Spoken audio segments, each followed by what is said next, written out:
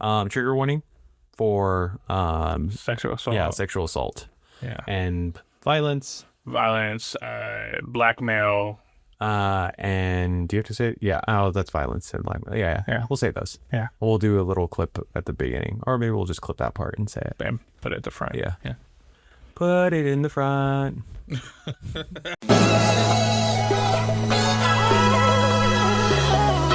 Let's get it going. Hello. All right, guys. Oh, I can't. Yeah. We can only do a snippet of that. What's up, my Look at this niggas, fucking man? man. We'll take down the whole podcast. Sorry, still in the veins. But with that said, Welcome to the Martyrs Podcast. where we talk about books. that Start a conversation. leave a mark. Stay with you long after the last page. Damn it! One of these days. Maybe we just flip it up every time. We don't. You know, back I and mean, forth. we do. We do flip it up. Is it planned? What's planned, guys? No. You know what I always say? I We would wing it. decide at the top. You make a plan, and the universe laughs. That's I just thought of that. Michael Scott. Michael Scott. 10 out of 10. All right, guys. But this week, This week, what are we covering? a book. One of these books. Dear Journal. No. Close enough. Yeah. Dear Debbie by none other than Frida. McFadden. Oh, shit. Who is it? We didn't do it. No, I think it's McFadden. I think it's McFadden. We're gonna catch it. Yeah, Frida. Or I'm gonna sit in this and say Frida. You're gonna say that, but you know what I'm gonna do? I'm gonna look it up really quick. Okay. But it's Dear Debbie, her new 2026 book. Yep. Dear Debbie. Let's see the pronunciation. Frida. Oh, I know how to do that one. McFadden. McFadden. Oh, Yeah, Really? right? Look at the second line down on that. McFadden. Right? McFadden. Yeah. We knew it. Yeah. Anyway, that is what we're covering. As far as the hook, guys, you know, newspapers, people write in them. Yeah. You want more? We're still the podcast. So it's like a dark comedy. It's so funny. Is 'Cause it that's like- that's where we're torn on. He read it as more of a comedy. I read it as a complete thriller with like sprinkles of lightheartedness, but I always thought it was still within the vein of it being a thriller, Right. A domestic thriller. Definitely, I definitely got the domestic thriller vibes, but for sure there was like some dark comedy throughout it. Yeah, I agree. That was dark. I do think that that's one of the cool things about the book. It reads different. It's gonna read different, but the main themes are, totally the same. Yeah. Very good book. Very good. Like halfway through, I was like, this actually might be one of my favorite reads this year. Like it's for sure top 3. Might even be top 2. It was a fun read, like a very fun read. It's top 3, but it's not 3. It's not 3.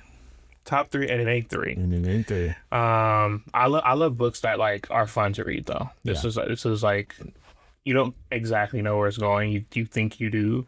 0. You have no idea where it's going. We'll get more into that because there's a very specific factor that we've talked about before with other books. Yeah. And yeah, anyway, we'll get into that. But as we always do, how are you doing this week? I am Spry? I am spry, Full of energy? full of all the energy, well rested. It's only a little dead inside. Just Just a little a bit. sprinkle. But it's all right, It is what it is. Yeah. We're living. We're here. Here for another week. You made it. I'm re-energized. We're here doing this amazing podcast with over thousands of listeners. So good. What about you? Upon millions. I'm great, dude. Yeah. I'm riding that way. I think you had a birthday. Got a birthday. I had a birthday. Yeah, my birthday was yesterday. How old do you think I am? Only wrong answers. Yeah, had a great birthday yesterday. Got to spend the day with my boy throughout the day while Rachel was at work. And then she came home and I was invited by my friends, first by my friend Lindsay, friend of the pod, to go to the world premiere of the live action Moana. where we got to walk the blue carpet, like water, if you get it. So yeah, got to meet a lot of fellow actors and influencers. I did talk about the podcast, Awesome. so that was good. Did you have like a lot of people from your like the Peak organization? Yeah. Huge amount of people from Peak. Peak was very much intertwined in this because Dana, who is one of the board members on there, wrote the screenplay for the first Moana. Oh, for the original. Yeah, and she directed Moana 2, which grossed over $1 billion. Yeah. So she's the most successful. Yeah, you could say that she is, the peak of success. Yeah, I get it. I love it. She's not at her peak. She's still climbing. No. She's still going up. Yeah, for sure. But yes, it was a great event. Got to be there with Peak. Got to see a lot of great, amazing Polynesian representation. Got to see The Rock perform along with Catherine, who plays Moana, do the Samoan Siwa in front of a huge crowd. And it's a Polynesian dance, and he also had his daughters up there with him dancing. Yeah, that's pretty cool. Super cool. Very emotional night while the Philharmonic was playing throughout the movie.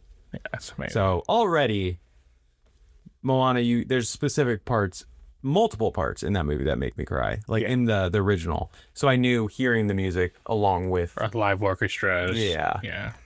And as The Rock would say, and feeling that mana in the air. Yeah, it was great. It was a great night. So great birthday. Got a new car this last weekend. All right. Was that this weekend? This last weekend? I think it was this last week. Yeah, had to be 4th of July. Yeah. Man, gosh, dang. I didn't have a car last week. This is a big week. I sold my car that I used to have here. Yeah. The Civic is gone. $5. $5. I actually got $800. All right. Didn't think I was, but got him. But yeah, lots of things. And now Sunday is day one of filming the feature, and your boy is You ready? number one on the call sheet. You feeling prepared? I'm gonna read the script this week and see. Just kidding. No, I'm feeling great. One of my co-stars, my man, my dude, John. We've been doing rehearsals. We did one today. He's who I'm gonna be doing most of my scenes with, probably 60%. Where? Cool. 60 to 70. I mean, not good with numbers. Maybe 80% of the scenes were with him.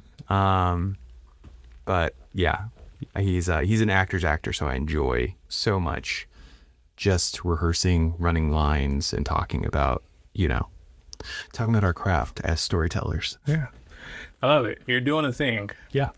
That's good. It's fun. Great. So, are we getting on to our favorite segment? Yeah, let's jump straight into the bulletin. Jump into the bulletin. You guys asked, all four of you asked for the bulletin, and it is saying that number one is, As Seen on TikTok is becoming a publishing brand. Many of you guys remember As Seen on TV was a sticker on a lot of products back in the day. They even have a store in all the malls. Yeah. Oh yeah, that's right. Yeah. Yeah, it became a store. It became a section in stores. It was so big. Yeah.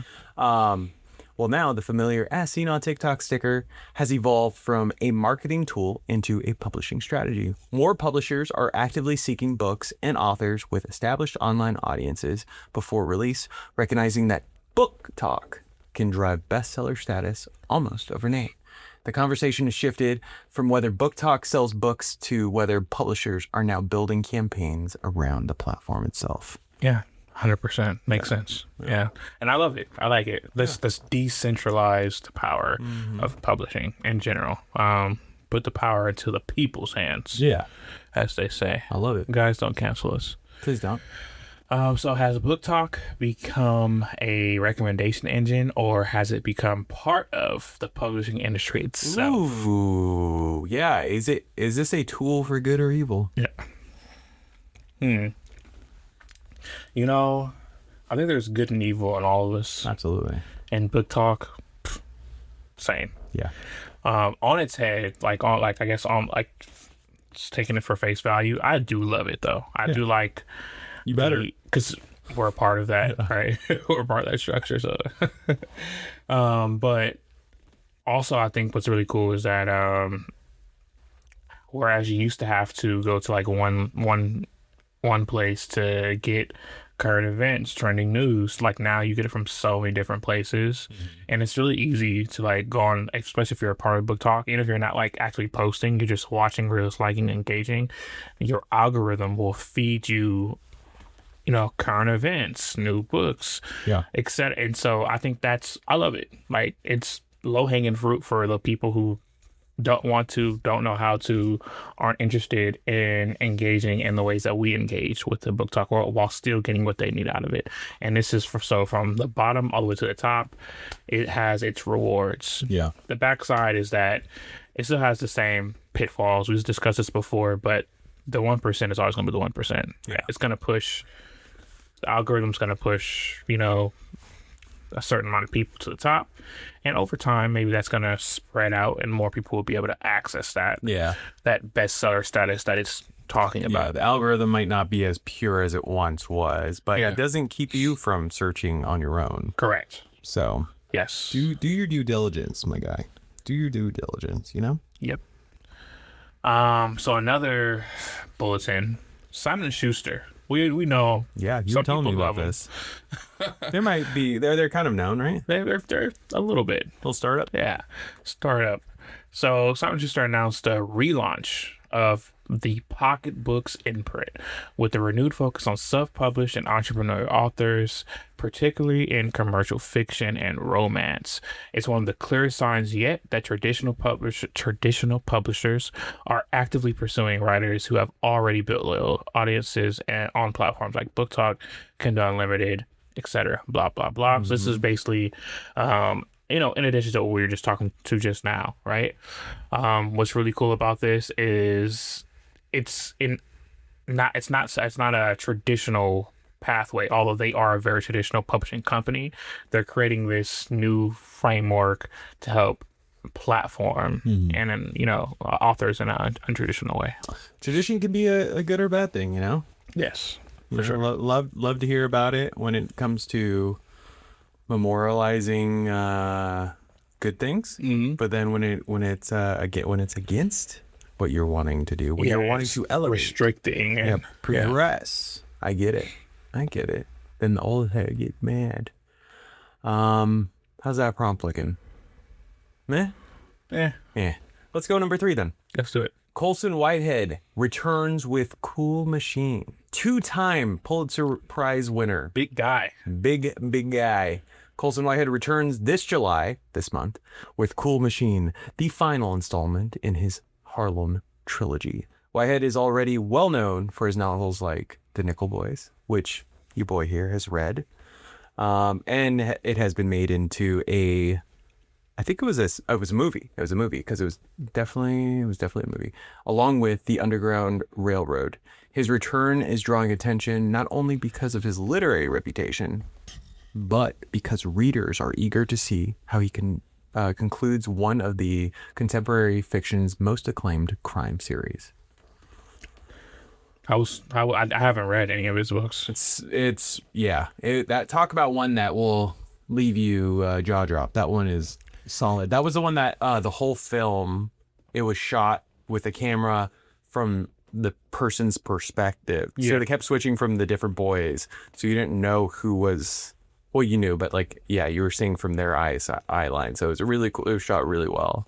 Awesome. Won a ton of awards. All right. So when a legendary author releases a new book, like how do you take this? Are you jumping in right immediately, or are you kind of waiting to hear how others think? Are you waiting to test the waters? So far, I guess this is asking a legendary. There's new ones. Yeah. You know, that are always worth repeating. But you know, when one of, actually, have I been around since? I think Lightbringer was out, had just come out when I got into Red Rising. I think it was already out, so I have not had to wait for a Pierce Brown one. Yeah. Well, I'm waiting now, obviously, for Red Dot. But Dinamans, obviously, I've been waiting for those. I wait for those and I jump on them. All those ones, I feel like I act quickly if I know the author is solid. Yeah. So I agree, and I don't think it has to be like a well-known author, or I won't say well-known because it might not be well-known to me, but someone else, obviously. Just it has to have to be like this huge author, or to be honest, you don't have to know much about him at all. Like, I was really psyched for Catabasis, yeah, right? And although I had read at that time, I had read probably like one or two of her books, and now I've read, I don't know, maybe like 8. yeah. But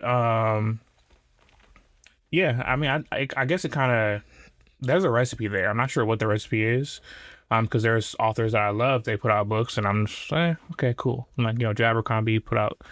Although I have read a shitload of his books now at this point, the release, I wasn't like, super gassed about the release like I was for Catabasis, and he's one of my favorite authors. So I'm not sure what that recipe is and what you need to bring to the table. Maybe it's, how it's presented to you. Like I think first impressions mean a lot mentally, like, if we don't, unconsciously, it would be something like that, presented in a cool way. You're like, oh, that would be interesting. Or who's your go-to author right now that they write it, it's published, you buy it? First one. Right, Pierce Brown, it's the first one that pops in my mind. Yeah. That's mostly expectation, which I guess that can drive it for sure. Pierce Brown, James Islington. Been waiting on my boy Patrick Rothfuss for some time. I'll keep waiting, sir. Don't worry. Yeah. So there's that. Someone new for me, N.K. Jemisin. Oh yeah, I'm definitely a big fan. Yeah, absolutely. Just bought one of her books a couple weeks ago. It was a gift though, but whatever. Frederick Bachman. Oh, anyway, keep going. Yeah. Oh yeah. No, it's fine. I was getting an answer. Frederick Bachman was my answer, but it's fine. Good answer. Was number 4? Go ahead and read it. Number 4. Slow reading. Slow reading pushes back against reading goals. Yeah. Slow the fuck down. Yeah, guys, read like me. I read real slow. I'm glad you guys are. I've been doing it so much longer, like long before it was cool. I was reading real slow. You created this way. Y'all need to slow down like me. Mix up the words a little bit. Read like I read. Yeah, and this is not like saying read less, guys. Just take your time. Yeah. For me, I'm big on, especially, as you can see, I'm still reading that book. Although I'm reading like 4 books at a time right now. But especially if I have like the physical copy right there in front of me, I will reread a page. Like, let's say if I take a break, whether it's a day or 2 days or a week, I'm gonna go back a chapter and reread that chapter. Yeah. Not because I've forgotten everything, but mostly especially if I really like the story, I get to go back and engage with that timeline again. Sink back in. I've read all of these multiple times at this point, right? All the Red Rising series. Basically, any book that I like, I usually read it more than once. That I really like, I'll read it more than twice, Whereas on the first time through, like for example with the Red Rising series, I blasted through it because I was so excited to get through it. I really took my time, like the second and third time through, because I really wanted to like get this stuff, all the things that I missed the first time to sink in. And it was so much more enjoyable just being able to sit with it. So yeah, I agree with this. That's pretty cool. Yeah, I think I did the same thing with Fourth Wing. Did you? Yeah. Would you rather read 50 books you barely remember or 10 books that permanently change you? As someone who's done both. Yeah. Someone who's done both. Actively doing both. Obviously the latter. I would definitely take quality over quantity any day of the week. Yeah. I have, whenever I feel in anything I do that I'm doing it for either to flex, or to chase a number, I always feel like, ground yourself, reassess. Why are you doing this? Find the root of the issue. Yeah. Why are you collecting these things? What are you covering up? Yeah. Or in How I Met Your Mother, where's the poop? I know there's poop somewhere. Where is it? Yeah. Yeah. I like it. What about you? Same? Latter? Yeah, the same. But what about the glory of all those books The you could glory say of all you read? those books. Where you just get to drop that Just on fucking buried under Yeah. a bunch of titles you never remember. Mm-hmm. No, I think 10 books that like really sit with you. Honestly, you can lessen those numbers. Give me 5. Yeah. Give me 5 really extremely well written books. My Friends, Mm-hmm. Golden Sun, like, you know what I mean? Like, give me Half his age. fuck you. Razor Blade Tears. Like, yeah. give me the depth that I can sit with in a reread and enjoy and visualize. And yeah, I don't really need the hoopla. Yeah, I get that. Yeah. I get that. All right, number 5. How do you say that? I don't know. I could put some spice in it and say Granta. But Granta has ended its partnership publishing Commonwealth Short Story Prize winners following controversy surrounding one winning story that was accused of using AI. The author denied the allegation, Yeah, because fuck you. What you mean? What do you mean? shifting the conversation away from AI itself and toward a more difficult question. How do literary institutions verify authorship without unfairly harming writers, especially those who rely on accessibility tools during their writing process? So I just want to get to the core of this argument. How the fuck are we going to like eventually like really discern who's writing these? Who's coming up with these stories? Oh, I know bro? how to do it, guys. If there's an M dash, it's AI. If there's no M dash, guys, it's human. It's human, obviously, because only AI does M dash. It can't be smarter. It can't learn how to not do that, right? Right. It can't at all. But you know what I'm worried about? It's not just the book industry, just like film, music, marketing. Oh my God. Marketing less so than music and film and Bro, I've seen these books. AI posters everywhere. They're They're everywhere. They're being used in everything. Yes. Even birthday invitations.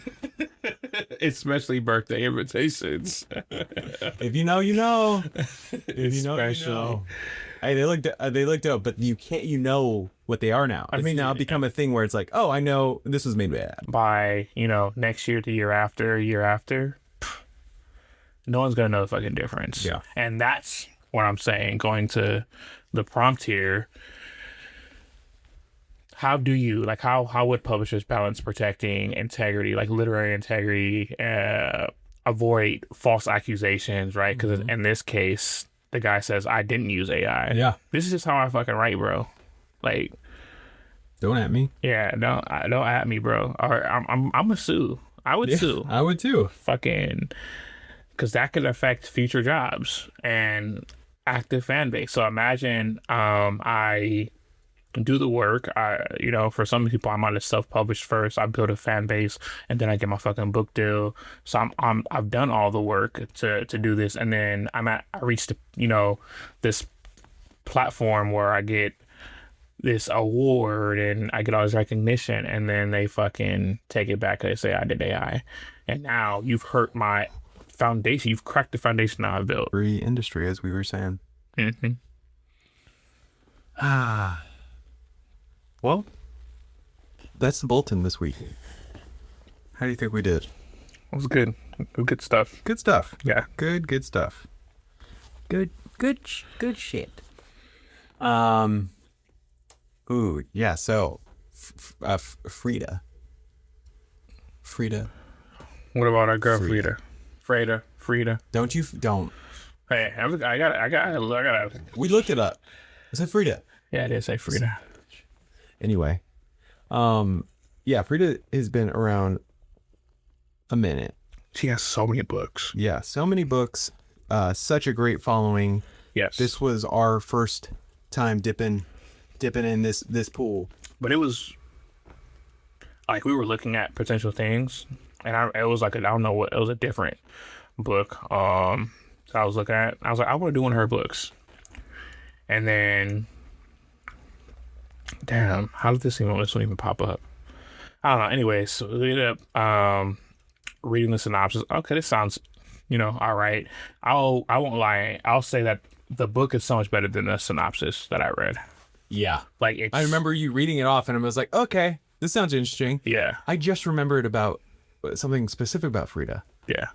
Freida McFadden, it's a pen name. This was the big reveal that happened this year. She finally released her identity. Yeah. Oh, shit. Yeah. For years and years, she's gone around when she's done interviews.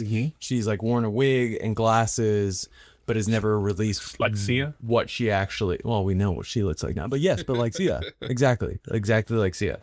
But like she used her face, but just never said where she was from or whatever. Yeah. And she Pretty cool. finally shared that she's actually a practicing physician. Do you remember was it Lethal Weapon 4? I'm too old for this shit. Yeah. But his wife in that, remember she was writing romance stories. Yeah. And Gibson's character was like, where's he getting all this money? I think he's in it. And then come to find out his Danny Glover's wife in it was this romance author. Same thing. Yeah, same thing. She had a normal job, she had everything, but then on the side she How do you have time to write all these fucking books that she writes and as a physician, bro? Yeah. I mean, Jesus. People die. Yeah, that's true. It clears her schedule. Yeah. We don't know what kind of physician she is. Totally. Could be something very She's a benign. foot doctor. Not that's a bad thing. People need Yeah, you need a podiatrist. yeah, that word. Yeah. All right, so let's try to do a synopsis for the guys for the guys and gals. Oh, let's bring it back to let's give a homie breakdown. Homie breakdown. It's been a while since we get this. Breakdown. It's been a minute since we've done it. It's straight off the dome. Yeah. All right, I'll do the beat. You go. Ready? Yeah. Well, Okay, no. Okay. Oh, you just go then. I won't do the beat. You were cold feet. yeah. Yeah. But the first thing that popped in my mind was this book definitely reads a little bit different. Like this between the two of us when we read it. Oh yeah. So the synopsis might be slightly different. Yeah. So, but if I had to do a homie breakdown and I want to make it extremely short, I would say this book is about a married woman, middle-aged, has loving husband, loving family.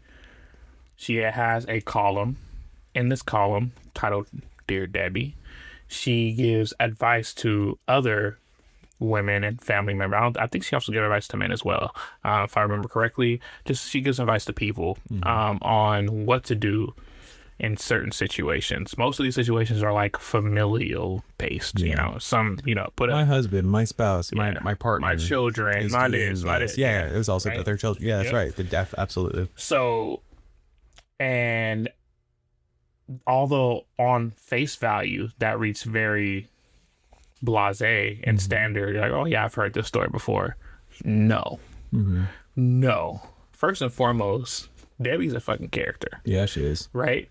And I think that what's so interesting is that she's brilliant and she's literally written as brilliant, but she's like, she feels she underachieved in what she could have been because she's always known she was the smartest person in the room.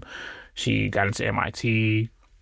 She engineers her own apps and all those other things. Even like the whole Dear Debbie thing is just something she did because she didn't want to be a stay-at-home mom anymore. She's like, I want to make my own money. Let's just do this. And it was just like a throwaway idea that she ended up really loving, right? I love stories like this. I very quickly got into this book. I love her relationship that she had with her family, with her fan base, with the world that she inhabits. I thought that was very interesting because there's almost like it was like playing a video game where you're like, oh yeah, I want this to happen. Like there's things that I want to happen that did not happen. There's things that I want to happen that definitely happened. But it was a fun read. This was an absolute fun read. And domestic thriller for sure. Also very funny, like dark humor, guys. This is definitely for the people who like reading domestic thrillers or books about families that have issues, struggling with internal issues in their family, or even external issues, school, relationships, young, for their kids. She has like a 17-year-old and like a 12-year-old or something. Work relationships, right? For her husband, who's working at like a firm or something like this. He's an accountant, right? Yeah. Her editor. Her editor. It goes through all the things. Guys, well worth the read. Yeah. And not a long read. Not at all. Yeah. But yeah, That's a homie breakdown. that's my breakdown. That's not. I didn't want to. I tried so hard not to spoil the book just now. No. That's how you find tooth and nail. You did good. You did good, guys. We're gonna get into the 5 hard questions, but we will be getting into a deep dive after. Yeah. So stick around for that. We'll also be talking more about the book while asking the questions. And while we're going through these, as you're listening, think about your answers and how you would respond to these questions. And then do us a favor. Go on to our platforms. And fucking respond. You could do it on our YouTube. We've had a great response. We'll actually, maybe let's read that at the end of this episode. Had a great response about our John of John episode. Yeah. episode. Lovely audience member, listener. Yeah, we'll definitely go over that. Yeah, let's go over that. But yeah, if you will also join us on YouTube, TikTok, Instagram, Reddit, all of them, etc. Spotify, Apple, wherever you want to, wherever you get your podcast. Wherever you get your podcast, from the guy behind the dumpster. Let him know so he can tell us. But with that said, let's go and do 5 hard questions. With question number 1. Oh, shoot it. Debbie spends her life giving advice to other people, especially women who feel trapped, dismissed, and pushed too far. Then her own life starts falling apart, and the distance between advice and action disappears. That's a much better homie breakdown. Why is it often easier to know what someone else should do than to recognize our own situation is turning us into? And by that, what I mean, if I could do this for the clip, why is it easier to know Do it for the clip. Do it for the clip one more time. Why is it easier to know what someone else should do than to recognize what our own situation is turning us into? As I got older, I think this question became easier to answer. You have so many ifs, ands, and buts, won't you? Because you've lived everything up until that point. So all the stop gates of like, yeah, but, and this, or that, right? You understand none of that when you're giving. You have zero context, and if you have a little bit more context because you're close to the person or they fed you some information, you're still nitpicking. You're giving you have a slice of their life, just a little, page of their life, and you're giving whatever, diatribe, whatever. I don't know. You're giving them information. It's so much easier to do that. Except for yourself, you have a book. You have a wealth of information to pull from and of experience to pull from, and let it be like a relationship thing. You're also pulling from this book from your partner, from whatever, right? Or let's say if it's a family member, you've known them your whole life, right? It could be a mom, a dad, a brother. Siblings fight, guys. Go figure, right? And so anyways, whenever you're having issues, you're pulling from so much more information. You give yourself an excuse not to follow the correct pathway, although That's why it's so easy for you to tell your friends, or you can tell a stranger or whatever, like exactly what they should do, and it probably will help them. Yeah. I keep thinking about how, along with the time, the maturity, the experience, along with that, in most cases, it's easier to give the advice. And I think at the root of this question, the base of it is easier. It's true, until it's to someone that you love and adore. I think it's really easy to like want that specifically for your kids and everything. But like Debbie, you do reach a point where, man, I don't even want to give you this advice. I just want to handle this for you. you know? Yeah. Because there's definitely already been points. I think about medicine. Yeah, it's a lot easier to administer medicine to someone than to take it if you don't like the taste. Right. But then when you're giving to your own kid, you're like, man, I wish you just would have this in you, or that you could feel better. I would take it if I could drink it and you'd be okay. I would do it 10 times out of 10. Absolutely. Yeah. You know? And I think that's where how Debbie is, where she gets to a point where she's cracking and she's like, I'll fix it myself. Yeah. Fuck, we'll do it live. Yeah. I'll do it live. I'll do it live. Yeah. I'll take care of this. Yeah. Because there's been plenty of times in my life where I'm like, I've experienced this. I don't want you to experience this. Whether it's for my own kid, my wife, my friends, a sibling, where I'm just like, oh, I've experienced that. I know what to tell you. I know what you have to do, but I would much rather handle it for you. Yeah. You know? For sure. And you don't have to be bogged down with all the things. Like, so yeah, for sure. Yeah. I agree. Question number 2. Numero dos. A lot of readers describe this book as funny. Because myself, it's definitely violent. There's a quickness to it for sure, and it's absolutely unhinged for sure. The unsettling part is that Debbie still looks very normal from the outside while becoming more extreme inside her own head. We kind of talked about this off camera. Like, there's a progressive unhinging, right? Like piece unraveling, piece. that you obviously get throughout the book. It kind of reminded me of the AI and the Dundercar series. Oh yeah, right. Slowly but surely, losing surely. a bolt, Yes. one by one until it's. You know what they do in? Do you remember that Olsen Twins movie? I know that was huge for you when you were younger. Loved the Olsen Twins. Hopefully, just when you were young. Anyway, but they had It Takes Two. You should remember that. Sure. One. No. Anyway. I'm sure if I saw a poster. Yeah. Show me a poster. Yeah. Post it. You did put it on work yourself. I did not do that to you this week.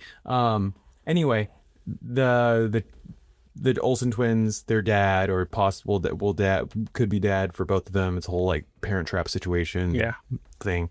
But the girlfriend in it, or the fiance, slowly but surely, as she gets revealed as like being an evil character, or like the villain in it. Yeah. They slowly started like giving her prosthetic and like making her teeth worse, and then her nose more jagged. And it's just cool. funny how like throughout the film that happens. And I just think about how if they would have done it in this, we're like, oh, she's like perfectly put together at the beginning, and slowly perfect housewife. And slowly starting to get more. Yeah, I love it. Yeah, it was good. That's how it read for sure. Yeah. Oh, I don't think we got to the question. Oh, we did it. How much of being stable is who we are, and how much is simply how how well we perform normalcy for people around us? Like, are we really put together, or is it an act, bro? If anyone, I do believe, because of my experience, that I personally have seen people that I think are put together, and then I will have the conversation with them, and they're like, "Me? You're talking about me?" Right. Give me one more reason, I'm out of here. You know. Yep. And I will attest, I'm one of those people where if you think on surface level I am, grand, peaches and cream, guys. Every day, I am one step closer to going to get the milk.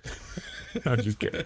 No, we are lactose free in our house. We ain't getting that milk. If I'm going to get shit. Nope, not at all. But yeah, no, there's always stuff going around, and I think there are those that are out there that are better actors than others. Yeah, and I guess acting is a harsh term.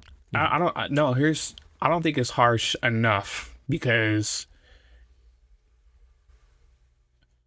in reality, it helps to get to like the core of it. It is all of this is an act or a dance or there's a piece of the book. I don't think this is a spoiler because it happens so early on in the book, but this is absolutely one of the pieces where I was like, oh, I would read this again, and I want other people that I know to read this, because this is so real. It's like breaking the fourth wall, right? And it's just when Harley and Debbie are going to the book club. I fucking love that. That was like a show that would be like my favorite episode in the series, because there were so many inner monologues going on. You get to understand it from like Harley's perspective, Debbie's perspective, their fucking book club perspective, and like you have Harley who has less than, and so she's experiencing Debbie's, and you know, Debbie's like, man, my house is okay, it's not that great. It can be cleaner. I can have more money. It can be this. And for Harley, she's like, fuck, this is nice. You're living well. And then they go to the book club, people's house, and Harley's like, okay, this is cool. And then Debbie's like, oh, she's gonna love this house way more because she gets to how rich how much more money they have than us, and also other things. And so like you have Debbie who has all these insecurities of like, we're a one home income, and it looks like it. Like we're fucking suffering. And she spoke about this multiple times throughout the book. On the face, you don't see that, right? They have a nice home, etc. And so that's what Holly's getting. They have a nice home. They have a nice family. Oh, this is beautiful. For Debbie, her internal monologue is like, she probably sees the cracks. She has to see these cracks. Like we're barely making it, and you can tell. You go to this place where they actually have the financial stability to all these things, but they're horrible people on the inside. Terrible people. Horrible people on the inside. Yeah. And so, and although Debbie doesn't peep that because she's still coming from her perspective, right? Holly's like, oh, they're bitches. Everyone in here they're all horrible. Like, and the only person that has any kind of real substance is the only person that feels cracked, which was Debbie. Yeah. You know what I mean? Anyways, I would reread that part 100 times over. It was so much fun to read. I would love to speak to McFadden about this. Frida. I love that. I do mean I love that. Okay? Well, not for fake, not for play. That's not for play. Are we number 4 already? Number 3. Okay, number 3. The premise turns on... Oh, there we go. The premise turns on a woman who is tired of being reasonable, tired of being practical, and tired of absorbing everyone else's damage. Her revenge is exaggerated, but the emotion underneath, it feels familiar. When people finally snap, is it usually because of one major betrayal or because of years of smaller humiliations that were never taken seriously? Yeah, it's always the straw that broke the camel's back, right? And another thing, you know? Yeah, it's very rarely one and done. You know, those are the people who have real issues. Yeah, that's more of a litmus test to find out who you need out. Yeah. Because if they snap after one misstep. What was it? I think Will Ferrell was given advice once about like dating advice, and he's like, "Oh yeah, you know what I did when I was younger? I take my date out on a hike and time to see at what point they start complaining." Was early on, I knew they weren't the one. Yeah. You know? You gotta embrace the suck, even if it's still. Yeah. Pause. Anyway. Oh, Jesus. Question number 4? What a world we live in, guys. What a world we live in. Just trying to have a hard time. Debbie. Her home life involves her husband's secrets, her daughter's acting strangely, her own growing paranoia. Basically, everyone seems to be hiding something, which makes trust feel less like certainty and more like a guess. What happens to a family when everyone is protecting their own version of the truth? Ooh. And this can be like extended to like friendships, etc. We touched a little bit on this a lot of this with John and John. Yes, you know, we did. Yeah, it's very much so in that vein. Why do we do it? I think a huge part of it is, I think there's a protecting your own version, but I also believe that it's not all self-centered. Some of it's selfless, where it's just like, ooh, if I add to the pot, if they find out about this, so many of the saddest stories are like, oh, I just didn't want to hurt anyone else. You know, a lot of times we will sacrifice ourselves for the well-being of our family, and a lot of that doesn't have to be like some heroic act or like, oh, I gave up this. Sometimes it's just like, I'm going to keep my thoughts to myself, because if I share them, I might damper the mood. Yeah, it's gonna do some damage. Yeah. Yeah. People will have to waste energy on me, even though they would do it 100 times over if you had ever asked.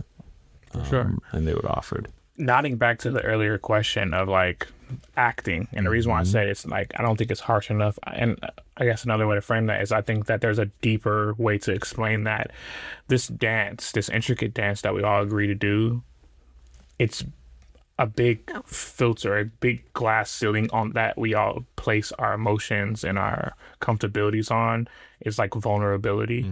And I think that everyone has a different level of vulnerability that they're willing to show the people around them, whether it's yes, family, friends, work friend, whatever the case may be. And your level of how unhinged people, you think, this is the internal monologue, you think your level of like how unhinged you are, how well put together you are is based on that vulnerability level. Like if I'm more vulnerable, I let you in, you see more of the threads, I look less put together. And so everyone has a different level of give a fuck on this. Yeah. But there is like a base average, and that's what that's what everyone kind of operates on. And sometimes it can feel fake, or or sometimes it can feel not very, what's the word I'm looking for? Authentic. Other times it's very much needed. Like I know that we're acting here. It's like a job, a job. Everyone fucking hates going there every day. Yeah. The culture sucks. No one can talk about it. The pay sucks. The features you can build in this, and no one can say anything, but you have to go there, put a smile on your face, and act like everything's okay. No problem. No problem.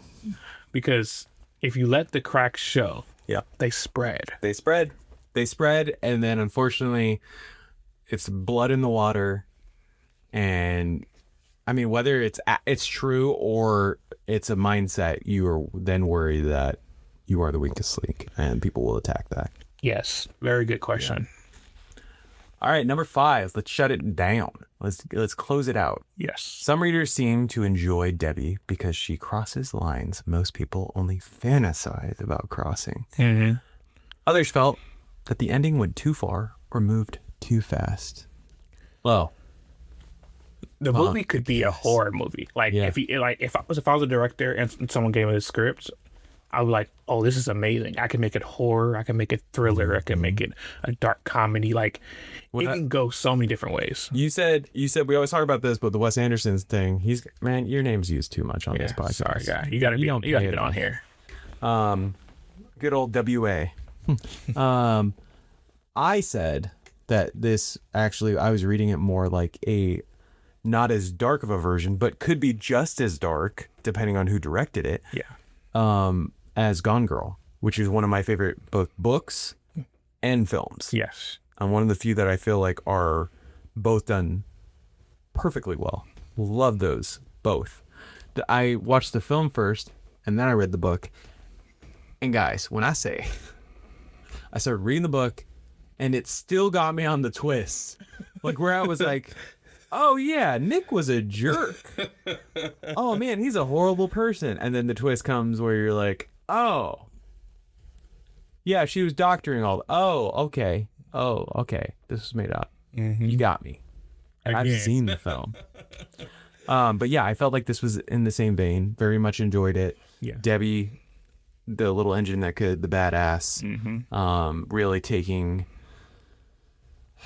it all into her own hands. It reminds me of a really good film that came out 2-3 years ago. One of Rachel's favorites, Promising Young Woman with Carrie. What is your last name? But Carrie, her name Mulligan. Carrie Mulligan, who's married to Marcus Mumford. Yeah. She is a fantastic actress. Great Gatsby. Okay, you know who she is. Okay, good. In the new season of Beef with Oscar Isaac. Should I keep going with IMDb? Show you that I got data like that. You got it. Yeah. Anyway, it was solid. So the question is, why do we enjoy revenge stories, even when we know revenge usually destroys the person chasing it? I don't enjoy every revenge story, to be honest. Every or any? Any. Well, no, every. I don't enjoy every. Yeah, I was going to say. I think that when it's done like this, it feels rewarding because it feels like, oh, she's justified, right? Like she deserves the ability to lash back at the world because it treated her so unfairly. Then the other part of that is like, I wanted to feel like, oh man, actually, yeah, more power to her, because I love how proactive she's being in life. Don't let life kick your ass. Turn that around. Yeah. You know, you can also You can come in here, put the kick boot. my ass. Yeah. I'm gonna kick its ass. Exactly. Put the boot to it. Yeah. And that's what Debbie was doing ultimately. Obviously not in all the best ways. You know, not every response that she gave wasn't always How so? an equal response. But if the answer was a solution, she was giving you solutions. Or she was engaging in those solutions. That's true. It's so funny because there's so many revenge stories that we root for where you're like, or not even revenge, but like we'll say vigilante. Yeah. We rooted for Dexter. We rooted for the lead actor in Penn Badgley, was like, y'all are obsessed with Joe from this show. Guys, he is psychotic. Yeah. He murders, but you are just like in love with him, and that is disturbing. At least with Dexter, it was like, oh, he was a vigilante. He would, kill bad people. Yep. Joe was killing people he was in love with. Like in no other circumstance should we serial be killer going for this. Yeah. You know? But it's funny because, we'll get behind that person, just like how we'll get behind, these other, however it's portrayed. It's very much that way. But then I think about, there's a specific book, I'm not going to give any spoilers, but there's a character in the third book of the Beartown series that they want revenge, and it's very like similar. It's almost the polar opposite of the first book and what's going on in that book. Okay. So similar story about what happened, but different outcome. Gotcha. So and that's why I mean it's like the negative version of what could have happened, and it was already a negative situation. But yet throughout that book, I was like, I hate that character. Oh, I hope you don't get your revenge. Right. I hope you don't win on this. Even though in any other case, if the book was written from their angle, I would have voted for them. You're rooting for them. Oh, go. You got this. But yeah. I was like, no. You please don't do this. So, yeah, I don't know. I do love a good revenge story. But then you have ones like, there was one that I was just thinking of. Oh, this is actually very much a book talk, book everything topic. Count of Monte Cristo. Okay, yeah. Film? Yeah, I'm familiar. Familiar? Yes. Watched it? Yeah. So good. It's all right. So good. Shut your mouth. So good. So shut your fucking mouth. So good. I love that one. Kings to You. Love it. Guy Pearce is in that. Yes. Along with the Jim Caviezel. Yeah. I always thought. I always mix up Guy Pearce with Guy Ritchie, and I always have to look. Guy Pearce is the Guy Ritchie makes a really funny British films. Yeah, but I love that film. Only to come and find out that the book is very different. Yeah, way different. Way different. So, yeah, very long. Extremely long. It's a classic. So absolutely, by Alexander Dumas. Dumas. Dumas. Is that how you say it? Yeah. Oh. How else would you say it? Dumas. You are, not me. Nice try, homie. But yeah, very, very different. So I would say that if it was the movie, I'm like, oh, but that again, revenge eats him alive. Yeah. To the point where, he could have all things. He could be with your kid, your wife. In the book, it's not the case. It's not even his own kid. It's not his kid. Spoiler, guys. Should have read that book 100 years ago. But yeah, he that's not his kid. Yeah. And it destroys him, and he doesn't get to own the prison that he was once a slave in. And Dumbledore was never there. Not in the original book. If you know, you know. Yes. So guys, ultimately, I don't know if you guys have caught the drift. This book, you gotta read it. You gotta read it. I'm gonna recommend this book all year. Let's not do a deep dive. No. I think we did a pretty good mending of that. Yeah. Did you want to do spoilers? I wanted to, because there's so much to spoil in this book. Yeah, there is. Like, we can spend another 30 minutes going off. Damn, we should have said this at the very beginning.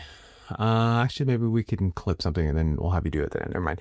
We'll say it now too, but we'll say that at the beginning. That was already there when we put this. But trigger warning for Sexual assault. Yeah, sexual assault. Yeah. And violence. Blackmail. And do you have to say it? Yeah. Oh, that's violence and blackmail. Yeah. We'll say those. Yeah. We'll do a little clip at the beginning, or maybe we'll just clip that part and say it. And put it at the front. Yeah. Yeah. Put it in the front.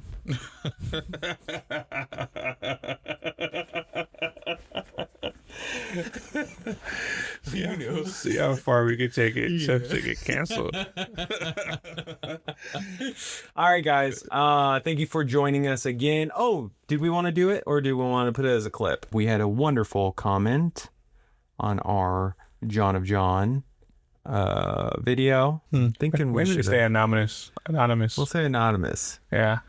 We should could we screenshot it and put it up?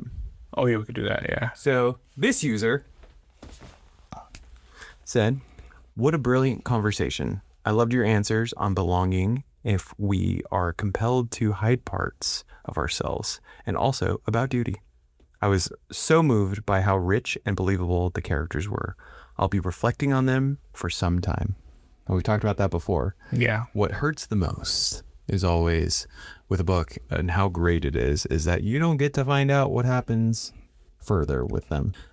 Thank you for listening and for your comment. Yes. Guys, feel free to comment. Say which host is your favorite, why I am, and what he can do better. You know? Yeah. If you say that, guys, fuck you. Don't come back. And that's why. And that is why.